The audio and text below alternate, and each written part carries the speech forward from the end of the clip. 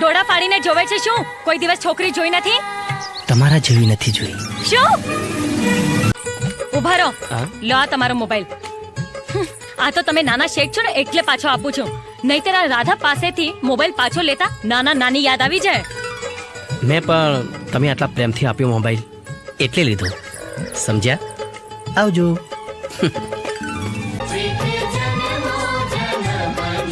ઓહો. ના, તારા મહેંદીવાળા હાથ જોઈને એવું લાગે છે કે અત્યારથી જ લગ્નની તૈયારી કરી દીધી છે.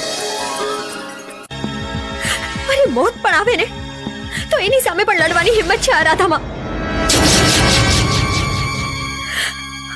બસ બસ એકવાર તમારું નામ કો નહીં તો હું નહીં જવા દઉં. વિક્રમ, બસ હવે જાઓ તમે તમારા રસ્તે અને મને જવા દો મારા રસ્તે. પણ તમારું સરનામું એટલે કે એડ્રેસ તો આપતા.